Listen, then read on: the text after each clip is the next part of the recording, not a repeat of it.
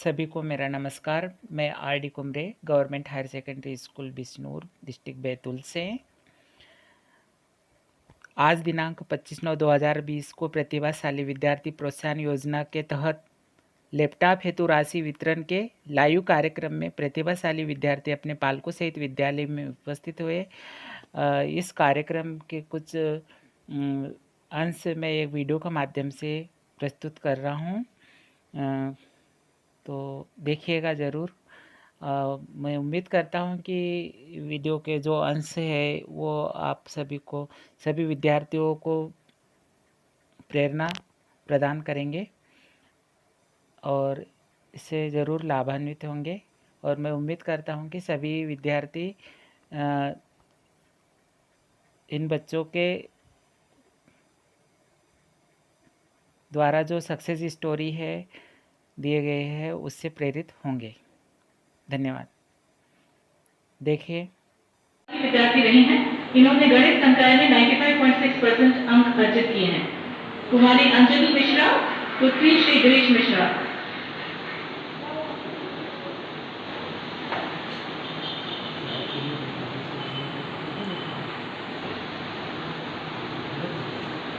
कुमारी इल्मा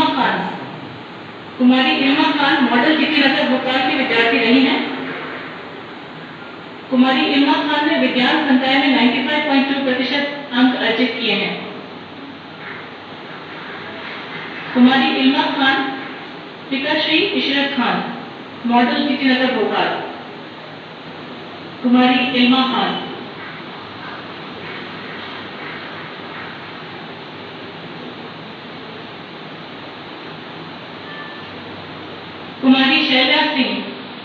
कुमारी शैल्या सिंह अशासकीय लक्ष्मी देवी विक्रमल उच्चतर माध्यमिक विद्यालय गांधीनगर भोपाल की छात्रा रही हैं। इन्होंने विज्ञान संकाय में 95.4% अंक अर्जित किए हैं। कुमारी शैल्या सिंह, पिता श्री संजय सिंह।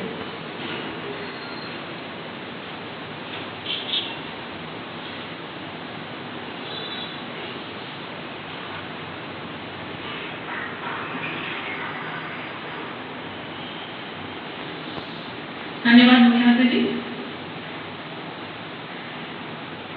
मंजिल उन्हीं को मिलती है जिनके सपनों में जान होती है।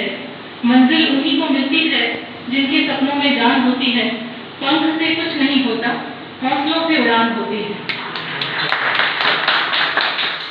अब मैं माननीय मुख्यमंत्री जी से अनुरोध करूंगी कि वे हमारे 3 जिलों में 4 प्रतिभाशाली विद्यार्थियों से चर्चा करेंगे। सबसे पहले रीवा से 2 विद्यार्थी हमारे साथ जुड़ने वाले हैं। कुमारी खुशी सिंह ने शासकीय कन्या उच्चतर माध्यमिक विद्यालय देवघर जिला रीवा से कक्षा 12वीं की परीक्षा 97.2% अंकों से उत्तीर्ण की है और कला संकाय में प्रावीण्य सूची में प्रथम स्थान प्राप्त किया है। इनके पिता श्री रमेश सिंह कृषक हैं, माता गृहिणी हैं। ये प्रतिदिन 5 किलोमीटर दूर स्थित अपने विद्यालय में छात्र कल्याणकारी योजना अंतर्गत प्राप्त साइकिल से पढ़ने जाती थी। ये भारतीय प्रशासनिक सेवा के अधिकारी बनना चाहती हैं। रीवा से जो दूसरे हमारे साथ छात्र जुड़ रहे हैं, श्री कृष्ण कुमार केवल। श्री केवल ने पहले खुशी से बात करना है। बेटा खुशी बड़ी खुश दिखाई दे रही हो। गुड मॉर्निंग मामा जी। गुड मॉर्निंग बेटी। 97.20%। एक बार ताली बजा के स्वागत करो। आप साइकिल से पढ़ने जाती थी क्या? जी। कौन सा गांव है आपका? चुंदी। और वहां से स्कूल कितनी दूर था? 5 किलोमीटर। तो रोज 5 किलोमीटर साइकिल से जाती थी और साइकिल से वापस आती थी? हाँ। तो साइकिल किसने दी थी बेटी? गवर्नमेंट ने दी थी। अच्छा, तो साइकिल का किसी को उपयोग हुआ? जी। अब ये बताओ, किसी पिताजी तो खेती करते हैं। जी। ये प्रेरणा तुमको कहाँ से मिली कि नहीं हमको टॉप करना है, इतने % लेके आना है, सबसे आगे रहना है? हमारे जो स्कूल टीचर थे और माता पिता की प्रेरणा दी है, जो सदस्य घर के और भी हमें प्रेरणा दिए थे। कितने घंटे पढ़ती थी? 5 घंटे। स्कूल के अलावा?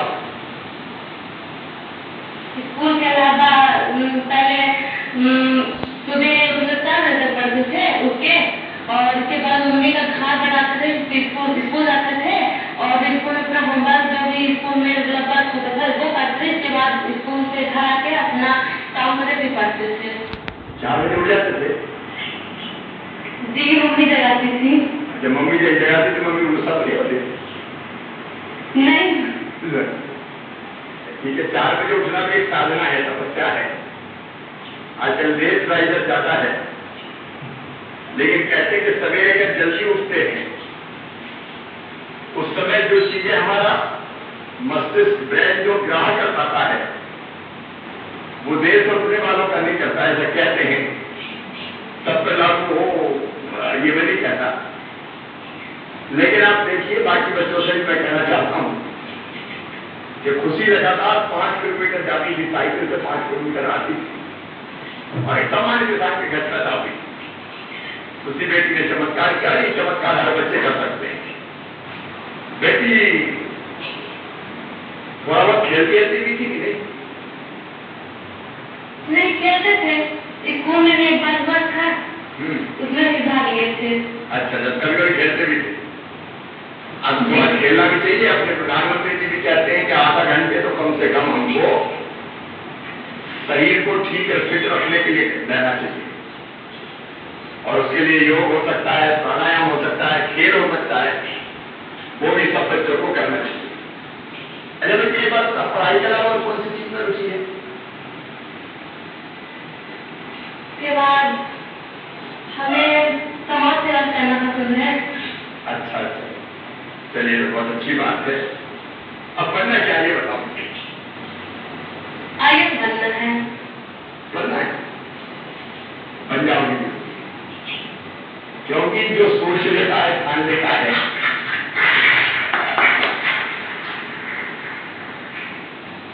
व्यक्ति जैसा सोचता और करता है वैसा बन जाता है।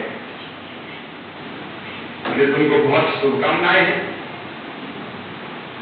बस लगन से पढ़ना भी पड़ेगा।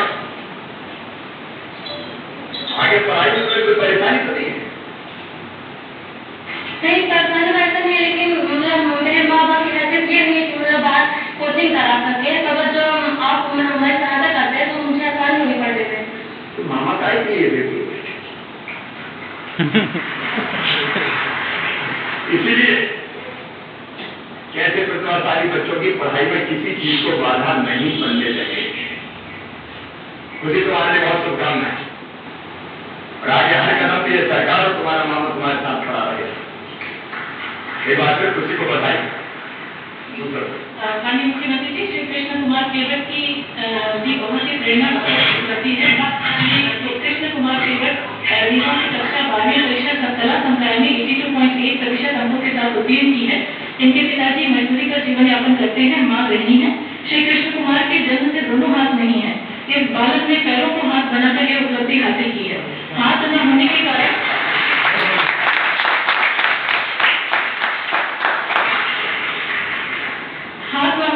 श्री केवट साइकिल भी नहीं चला सकते हैं। वे प्रतिदिन 10 किलोमीटर पैदल चलकर स्कूल पहुंचते थे। इतनी विपरीत परिस्थितियों का सामना कर इन्होंने यह सफलता अर्जित की है। एक बार कृष्ण कुमार का दोनों हाथ उठा के ताली बजा के स्वागत किया, और जो जा रहे हैं वहां से बैठ के तो मुझे सुना सब स्वागत करें। ये जज्बा है, ये जगह है, ये जगह है बच्चे की। दोनों हाथ नहीं, एक जैसे काम में मजबूर नहीं हूँ, मैं मजबूर हूँ। अगर हाथ नहीं सके तो पैर से नीचे भी काम चला लूंगा। बेटा तुमने एक नया इतिहास बहुत बनाई भाषा में।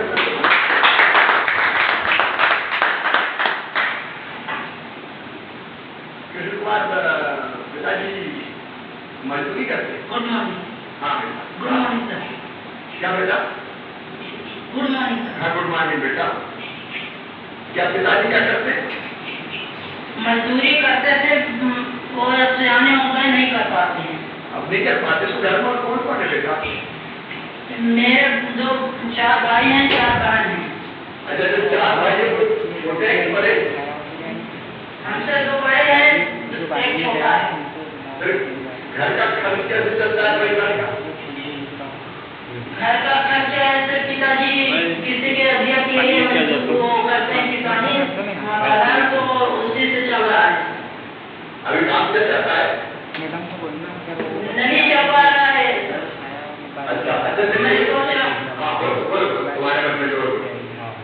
जिनको जी बुलाया सर, मैं ये सोच रहा हूँ कि IAS की तैयारी करना चाहता हूँ। ये हमारी भरपूर सहायता नहीं हो पा रही है। घर पे हमारे माता पिता बहुत कमजोर हैं सर, इसीलिए नहीं हो पा रही।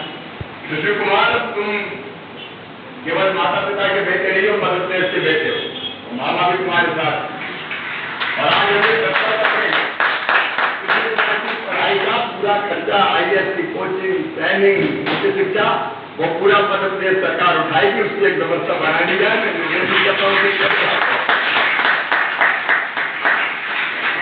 और सर सोच रहा हूँ हमारे हाथ लग जाए सर। क्या बेटा? हाँ हाँ, दोनों हाथ ये भी तुरंत यहाँ कमिश्नर भी है, इसका चेकअप होगा बेटे का, और जहाँ भी हाथ रख सकते हो, हाँ, इसको इलाज के लिए भेजा जाएगा। आप ये नोट कर लें, जो भी खर्चा होगा राज्य शासन करेगा। और जब इतनी हिम्मत है हमारे बेटे कुमार में, तो बेटे तेरे हाथ भी लगेंगे और हाथ काम भी करेंगे, क्योंकि उस तय होना था कि पंखों से कुछ नहीं होता, हौसलों से उड़ान होती है। तू तो हौसलों से उड़ान कर रहा है बेटा, बहुत बधाई है तुमको। IAS बनना है और बनोगे, मुझे पूरा विश्वास। ये हिम्मत मत हारना। अच्छा ये बताओ, और सबको बताओ, हाथ मिलते तो मन में कभी तुम्हारे निराशा नहीं आई? अब क्या क्या करो, कैसे करो? नहीं सर। क्या मन में क्या भाव आते थे? नहीं, मेरे माता पिता भेजते थे स्कूल, गए, मैं रोज जाता था स्कूल। कभी नहीं कहे कि वो नहीं। अच्छा, तो पैर से लिखने का विचार कैसे आया आपके मन में? अपने से धीरे धीरे देखते देखते बच्चों लोगों का हमें भी अभ्यास हो गया। पैर से लिखने जाते हैं। जी सर। चमत्कार से कम नहीं है। मीडिया के मित्रों, कम से कम ऐसे बच्चे की कहानी जरूर दिखाना, ताकि दूसरे बच्चे भी इससे प्रेरणा प्राप्त कर सके। हाथ नहीं है लेकिन पैरों से लिख लिख के 80% से ज्यादा नंबर दे के मेरा बेटा आ रहा है इस बार, तो मैं गर्व है मध्य प्रदेश, तुम पर गर्व है मध्य प्रदेश।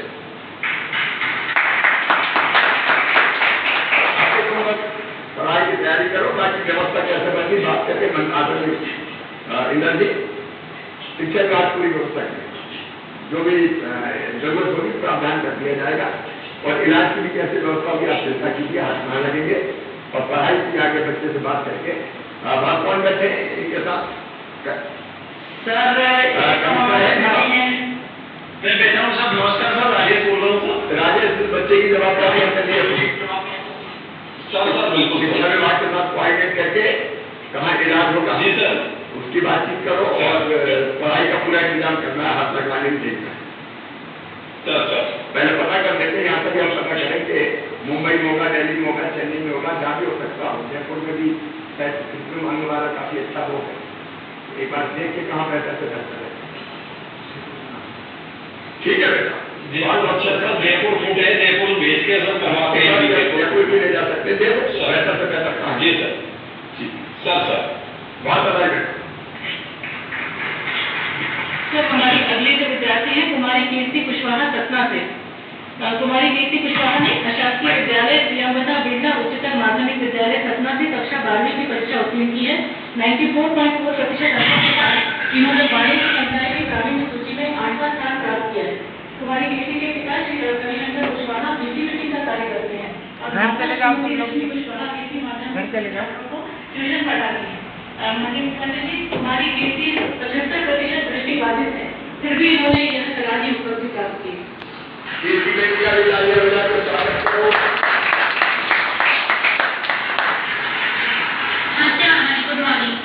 कीर्ति बेटी कैसे हो? अच्छी हो मामा जी।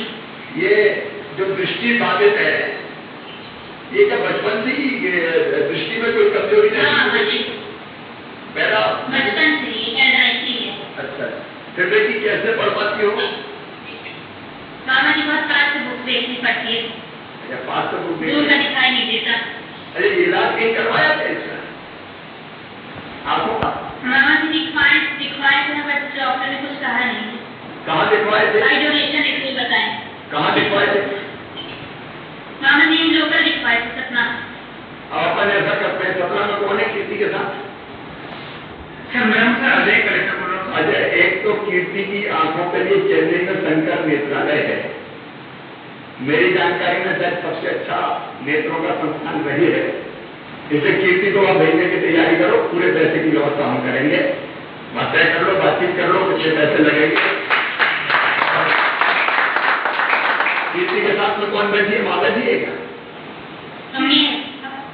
माँ हो आप कीर्ति की? अच्छा अच्छा, और चिंता मत करो, कीर्ति की आंखों का पूरा इलाज होगा और भगवान। अर्जुन, आपने एग्रीकल्चर विषय से 88% अंक अर्जित किए है। इसके लिए आप किस तरह से तैयारी करते थे और किस प्रकार से आपने इसमें तैयारी की, और इन कोविड-19 की परिस्थितियों में जो कि परीक्षा अपनी आधी से अधिक बाकी थी, है ना, तो वो सारी चीजें आप बताइए। मेरा नाम अर्जुन धोटे और मेरे पिताजी का नाम रामचंद्र जी धोटे है। मैं कक्षा 12वीं का स्टूडेंट हूँ। मैं कक्षा 12वीं 2020 में इस वर्ष उत्तीर्ण की, वो भी बहुत अच्छे अंकों से उत्तीर्ण की। मैं कक्षा 12वीं में जब पढ़ता था तब मैंने अपना खुद का टाइम टेबल बनाया था। मैं अपने टाइम टेबल के अनुसार पढ़ाई करता था। मैं सुबह 3 घंटे और शाम को लगभग 3 घंटे पढ़ाई प्रतिदिन करता था। और इस पढ़ाई करते करते मैंने और भी बहुत सारी चीज़ें सीखी है। पढ़ाई मैंने अपने टाइम टेबल के अनुसार अपनी पढ़ाई चालू रखी, और अपने टाइम टेबल में मैंने और भी चीज़ें नोटिस करी थी, और भी चीज़ें जोड़ी थी, जैसे अन्य कॉम्पिटिशन एग्जाम के लिए पीएटी, जिसकी तैयारी अलग से करी। और बोलते रहो। जब मैं स्कूल आता था तो मेरे लिए हर इम्पोर्टेंट जब मैं स्कूल आता था तो मेरे लिए यह इम्पोर्टेंट नहीं रखता था कि मैं कितना पढ़ पा रहा हूँ। जब मैं स्कूल आता था तो मेरे लिए यह इम्पोर्टेंट था कि मैं कितना सीख पा रहा हूँ। पढ़ने का कार्य मैं घर पे करता था, और मेरे इसी पढ़ाई के क्रम में मेरे 3 पेपर सफलतापूर्वक निकले। और कोरोना काल में मैंने अपनी पढ़ाई नहीं छोड़ी, और सुबह एक विषय की पढ़ाई करता था और शाम को एक विषय की पढ़ाई अपनी पूरी करता था। और इसी प्रकार मेरे कोरोना काल में भी दोनों पेपर सही तरीके से गए और मैंने इस सफलता को प्राप्त किया। मैं अपने छोटे भाइयों एवं बहनों को यह संदेश देना चाहता हूँ कि वह अच्छी मेहनत और लगन से पढ़ाई करे एवं सफलता को प्राप्त करे, एवं कक्षा 12वीं के लिए वह अपनी मेहनत जारी रखे। Thank you. राज्य स्तर पर आयोजित बाल उत्सव, मोगली बाल उत्सव प्रतियोगिता में भी भाग लिया था, और राज्य स्तर पर अपने शाला का गौरवान्वित किया। तो आमंत्रित करते हैं भावना बारस्कर, जिन्होंने एग्रीकल्चर विषय से 87% अंक अर्जित किए, और अपनी सफलता के लिए भावना। आप सबको मेरा प्रणाम। मेरा नाम भावना बारस्कर है। मेरे पिताजी का नाम ज्ञानदेव बारस्कर है। मेरे माताजी का नाम राधिका बारस्कर है। मैं आप सब लोगों को बहुत धन्यवाद देना चाहती हूँ कि हमें यहाँ पर आमंत्रित किया और 2 शब्द कहने के लिए यहाँ बुलाया गया है। मैंने कोरोना काल में अपनी कठिन परिस्थितियों के बीच भी अपनी पढ़ाई को जारी रखा। मैं अपने छोटे भाई बहनों के लिए कहना चाहती हूँ कि वे जो पुराने प्रश्न पत्र है उनका विश्लेषण करें और अपने जो डर है उससे भगाए। कुछ बच्चे इसी असमंजस में रहते हैं विद्यार्थी कि हम पेपर मतलब तैयारी कैसे करें और क्या पढ़े, पेपर पास में आ जाते हैं, वो यही सोचते रहते हैं। तो मैं उनको कहना चाहूँगी कि अपने डर को भगाए और जो पुराने प्रश्न पत्र है उनका विश्लेषण करें। और जरूरी है, महत्वपूर्ण ये नहीं है कि आप कितने प्रश्न कर रहे हैं, महत्वपूर्ण ये है कि आप उत्तर किस प्रकार का दे रहे हैं। मैंने अब कठिन परिस्थितियों के बीच भी अपनी पढ़ाई जारी रखी। कुछ लोग मैं कहना चाहूँगी कि ना किसी से वास्ता, ना किसी से जगह। मुझे काम है अपने काम से, तेरी जिक्र से, तेरी फिक्र से, तेरी याद से, तेरे नाम से। बस मैंने यही सोचा और अपनी मेहनत करी। बहुत बार मुझे एक सवाल पूछा जाता है कि आपकी सफलता का रहस्य क्या है, आपका मूल मंत्र क्या है। मैं कहना चाहूँगी कि परिश्रम परिश्रम। हर बार की तरह मेरा एक ही जवाब होता है।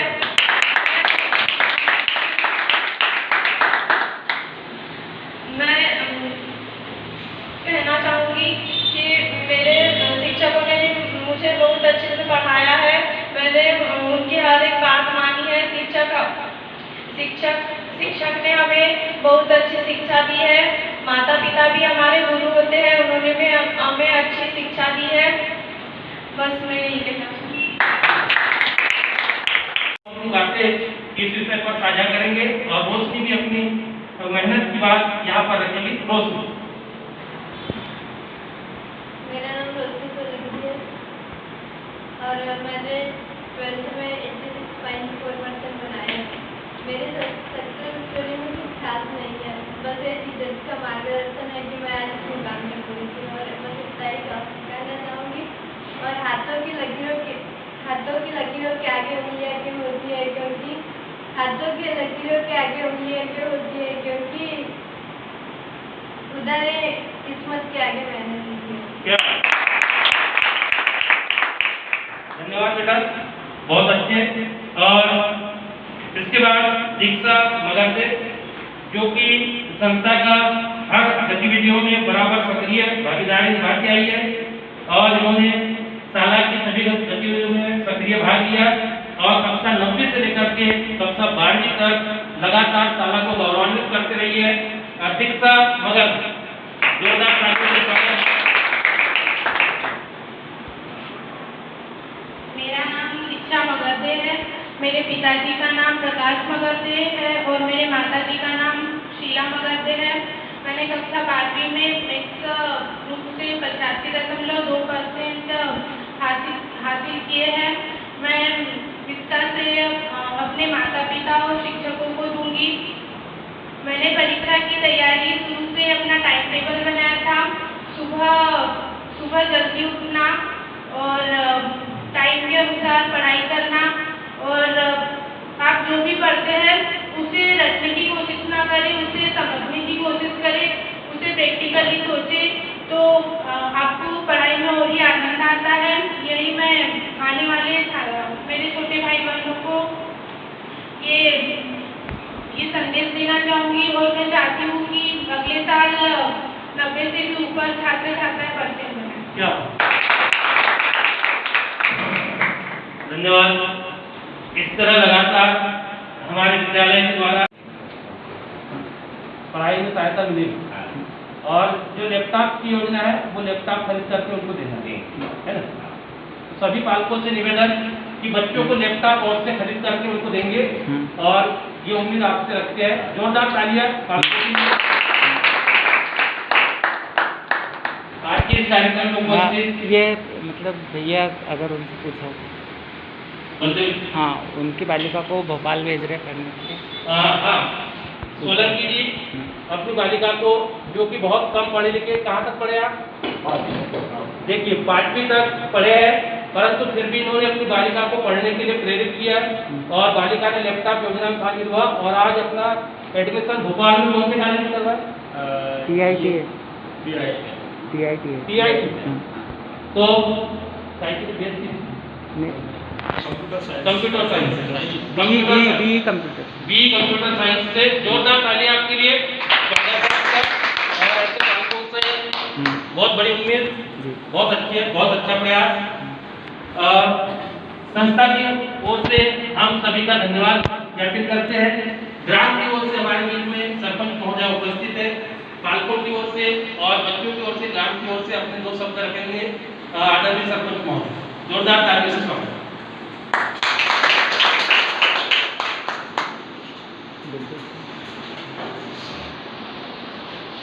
आज हम सभी प्रतिभाशाली लैपटॉप व्यवस्था के तहत सभी यहाँ पे उपस्थित है। आज हमारे लिए बहुत ही गौरव का दिन है, क्योंकि हमारे बच्चों ने जो कार्य किया है उसमें इससे क्या होता है कि माता पिता का तो मान बढ़ता ही है, पर टीचर लोगों का भी मान बढ़ता है और उस जहाँ हमारे बच्चे पढ़ने आते हैं उस शाला का भी मान बढ़ता है। और मैं चाहती हूँ इस स्कूल का नाम इतना ऊंचा हो कि शायद मैं तो ये कहना चाहूँगी कि शायद बैतूल जिले में भी अपना नाम फर्स्ट आए। अपना स्कूल ऐसा लगे कि एक गाँव है जो विस्तृत में कहलाता है, पर वहाँ के जो बच्चे हैं वो बहुत ही प्रतिभाशाली है और जिन्होंने जो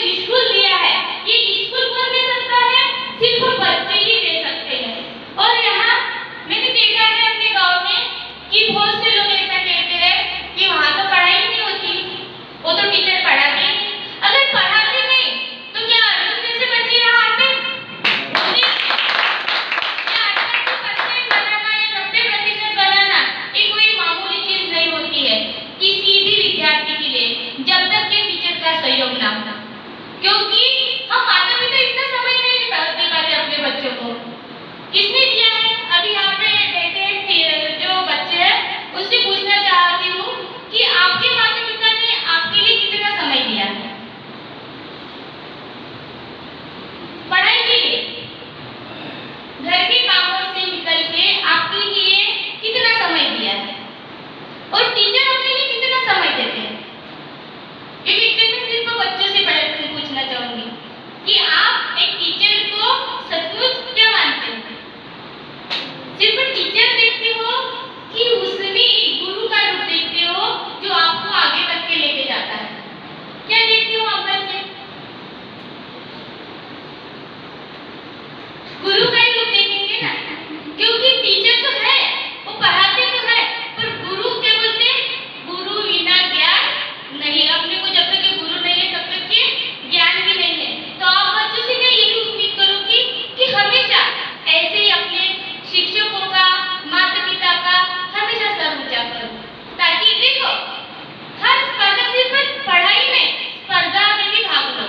आप इतना ही मत करो कि सिर्फ अपना पढ़ना है और मुझे परसेंटेज चाहिए, लेकिन उसके साथ साथ में आपको और दूसरा भी कार्य करना है। और ये मत सोचो कि मेरे को लैपटॉप ही मिले, इसके लिए तो नहीं पढ़ रहे ना कि सिर्फ मेरे को लैपटॉप चाहिए और लैपटॉप ही मिलना चाहिए। नहीं, माना आपको 75% मिले हैं, मैं ये नहीं कह रही हूँ कि सिर्फ 90% वाले ही बच्चे आगे जा सकते हैं, नहीं, ऐसा नहीं है। अगर उस इंसान ने 12वीं मान लो उसको 75% मिले हैं, पर उसने ठान लिया है कि मेरे को आगे कुछ करना है, तो वो इंसान अवश्य बनता है। मेरी बात बताती हूँ, मैं जब छोटी थी, समझो 10वीं में, तो ऐसा लगता था कि मैं भी सरपंच बोलूं। जो बात है आज भी मेरे मन की बात कह रही हूँ। गाँव में जब ऐसे ही पानी बहता था, ये होता था, तो 10वीं में थी जब मैं पढ़ती थी, तो शायद मैं भी कोई जैसे हमारे सामने कोई अच्छे से प्रतिभाशाली व्यक्ति आते थे, तो कभी कभी ऐसा होता था कि मैं भी इनके साथ में बैठूंगी कभी। तो मेरे को इस पंचवार्षिक में ऐसा मौका मिला है, और जो विष्णु ग्रामवासियों ने दिया था, मेरे को तब बातें करने की इच्छा थी, बोलने की भी इच्छा थी, पर सिर्फ बोलने को नहीं मिला। बस इतना मेरा जो सपना था वो अधूरा रह गया। जब मुख्यमंत्री आए थे और वो भले आगे की सीट पे थे, पर उनके सामने के लेवल में जब मैं बैठी थी, तो मेरे को ऐसा अनुभव हुआ था कि इंसान जो सोचता है, जो ये होता है, जब मैं ऊपर बैठी थी तब मेरे मन में वही ख्याल आता था कि मैंने देखा था जब मैं 10वीं में पढ़ रही थी। और जब मैं आज मेरी बच्ची जो है स्टूडेंट, वैसे भी स्टूडेंट होके बैठी थी, तो मेरे को भी लगता था कि शायद मैं 2 शब्द ऐसे बोलती, मेरा भी मान सम्मान बढ़ता या कुछ भी हो, जैसे मैंने सोचा था। पर एक दिन आएगा मेरे नसीब में, ये मैंने भी सोचा था, पर सोचा था कि कभी ना कभी मेरा सपना तो सच होगा, कहीं ना कहीं कुछ ना कुछ तो मैं जरूर करूंगी। और मेरी एक इच्छा थी, मैं ये करके कुछ बनना चाहती थी, कोई प्रोफेसर हो या कुछ भी हो। मेरे को टीचर बनने का बहुत ज्यादा शौक था, पर नहीं बन पाई, क्योंकि हो सकता है कुछ आ जाती है परिस्थितियाँ, विघ्न ऐसे आ जाते हैं कि हम नहीं बन पाते। पर अगर सपना अपने अपन ने देखा है तो सपना सच जरूर होता है, पर उसके लिए लगन चाहिए। और ऐसे अच्छे इंसान को हमेशा सोच अच्छी रखनी चाहिए। जितनी अगर सोच अपन दूसरों के प्रति भी अच्छी सोच रखेंगे, आपका हमेशा अच्छा ही अच्छा होगा। कभी भी बुरी सोच नहीं रखनी चाहिए। जहाँ अच्छी सोच है वहाँ उपलब्धि अपने आप आ जाती है, चाहे कुछ भी हो जाए। बस मैं इतना ही सोचती हूँ कि आप बच्चे भी अच्छा सोचो कि मुझे अच्छा करना है, तो अपने आप आपको उपलब्धि मिल जाएगी। बस मेरे ये 2 शब्द के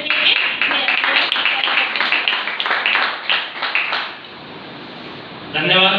बहुत सटीक एवं बहुत ऊर्जावान आपकी बातें आपने प्रेरित किया।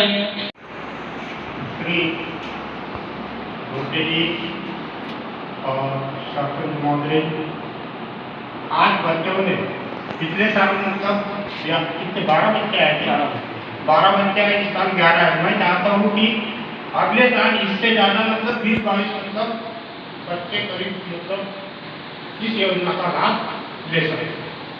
और आगे मतलब सभी मतलब टीचरों का योगदान बहुत सारा रहता है। बच्चा कुछ नहीं करता, जैसे मतलब शिक्षक मार्गदर्शन देगा उसी मार्गदर्शन को उसको सफलता मिलती है। भाई इतना बहुत ही संस्था के द्वारा ये प्रयास किया जाएगा बच्चों के द्वारा।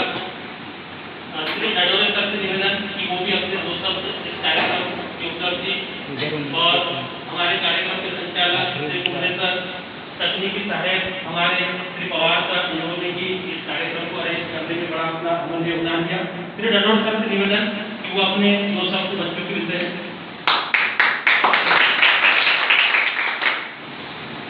इस कार्यक्रम में उपस्थित आदरणीय सरपंच महोदया, पीटीए अध्यक्ष महोदय श्री ठाकरे जी, वरिष्ठ अध्यापक श्री धोटे जी, मंच को संचालित कर रहे, ऊर्जा प्रदान कर रहे भाई मीरापुरे जी, और मेरे मित्र कुमरे सर, सभी प्रतिभाशाली छात्र छात्राओं के पालक और उपस्थित सभी छात्र छात्राएं, आज बहुत ही गर्व का दिन है।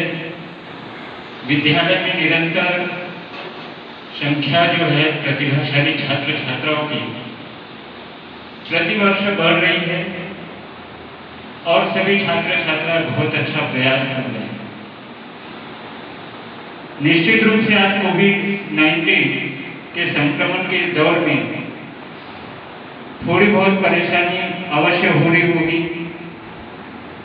लेकिन यह भी एक सत्य है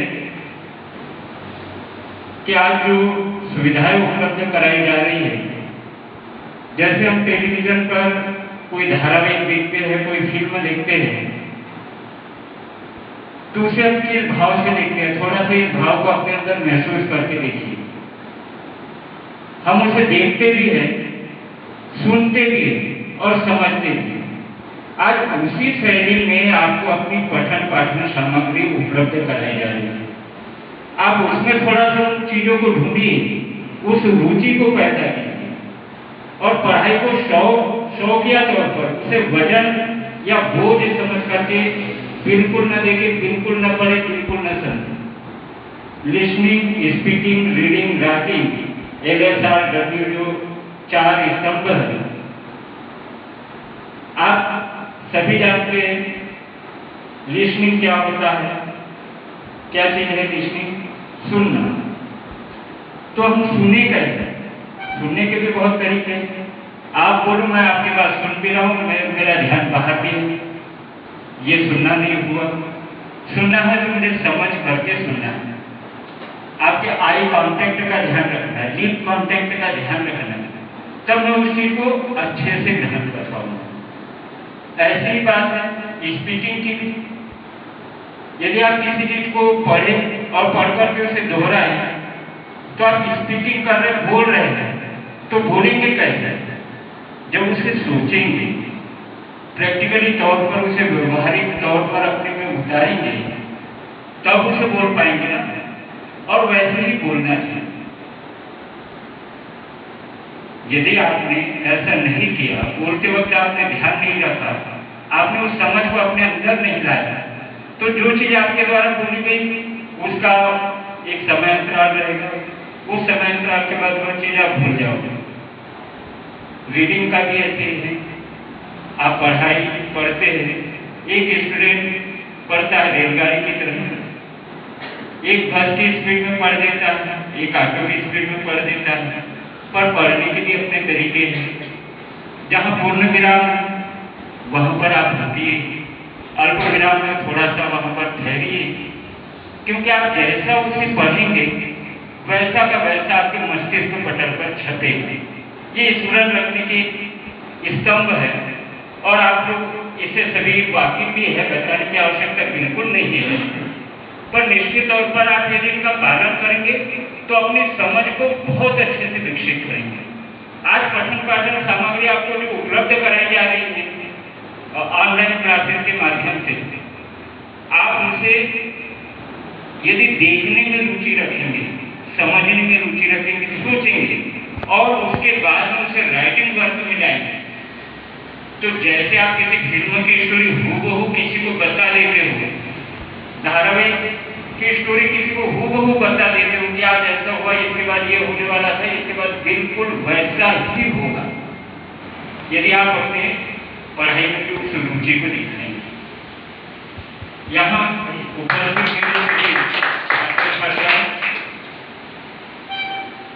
आप सभी अपनी जिंदगी में ऊंचे मुकाम को प्राप्त करें, लक्ष्य को प्राप्त करें और लक्ष्य प्राप्ति के लिए आप सभी को मार्गदर्शन जो है अपने परिवार से, अपने गुरुओं से मिलता रहेगा।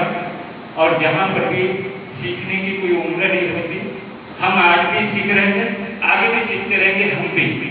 तो आप अभी विद्यार्थी और आपका जो लक्ष्य ही है सीखना, इसलिए अपने लक्ष्य को भूलना नहीं और अपने लक्ष्य प्राप्ति जब तक नहीं हो जाए तब तक रुकना नहीं। जय हिंद, जय भारत। बहुत सुंदर। लक्ष्य प्राप्ति तक विश्राम नहीं करना है, बिल्कुल हनुमान जी की तरह हमको अपने लक्ष्य को साथ करके चलना है और निश्चित ही सफलता अर्जित होगी।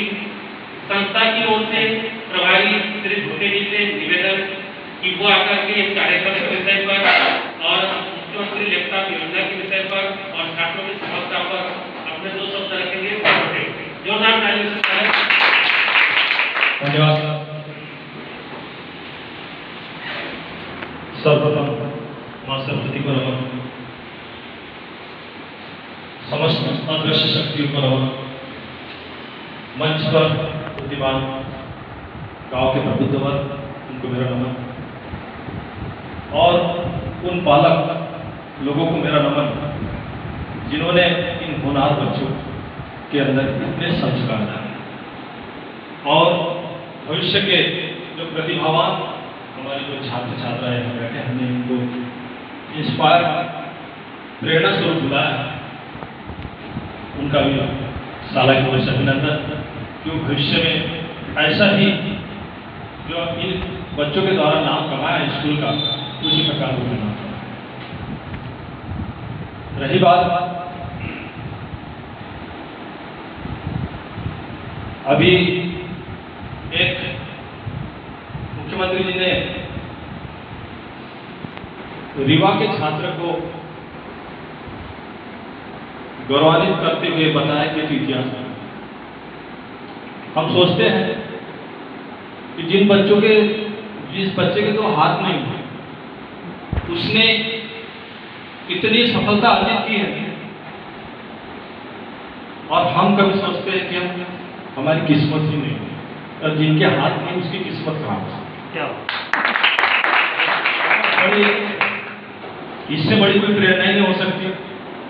हमारे बीच में जिन छात्रों ने सफलता अर्जित की है, उनके नाम के अंदर ही सफलता भरी हुई। रोशनी ने हमारे स्कूल को रोशन कर दिया, उसके घर को रोशन कर दिया।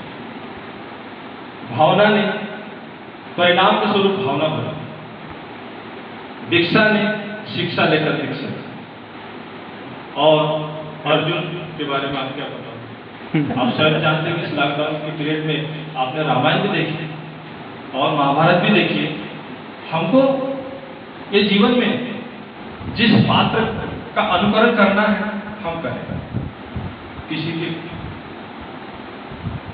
तरफ से, किसी की ओर से ऐसा नहीं रहता कि आप ओर से पात्र को चुनते, अपने ऊपर निर्भर करता है। रही बात कि इनके जो पालक हैं, मेरे हिसाब से वर्तमान शिक्षा के दृष्टिकोण से कोई भी पढ़े लिखे अकेले सोलंकी जी ने, रामा भैया, शायद ज्ञानदेव जी तो पढ़े ही नहीं, ऐसा मुझे महसूस है। और प्रकाश भाई मेरे साथ में पढ़े, और मुझे थोड़ा गौरव हो रहा कि मेरे इस नाम रोशन किया। ठीक है, नाम रोशन किया, और एक बात बता दूं कि यहाँ का जो परिणाम आया अपने विष्णु का, अपने ब्लॉक में हमारा स्कूल का परिणाम द्वितीय स्तर है। समय समय पर हमारे प्राचार्य महोदय बहुत सारी गतिविधियां कराते हैं साहित्य के रूप में। मुख्यमंत्री जी ने कहा कि आप खेलते हो कि नहीं खेलते, व्यायाम करते हो कि नहीं करते। ये क्यों कहा? हम स्वस्थ मन से पढ़ाई करें, स्वस्थ मन से अध्ययन करें, स्वस्थ मन होगा तो निश्चित रूप से हम सकारात्मक ही सोचेंगे। नकारात्मक भावनाएं हमारे अंदर आती हैं, बहुत आती हैं, बहुत सारी स्थिति बनती है, उसको हमको बहुत हमारे अंदर जज्बा होना, चिंतन होना, मनन होना। ये चिंतन मनन कहाँ से आएगा?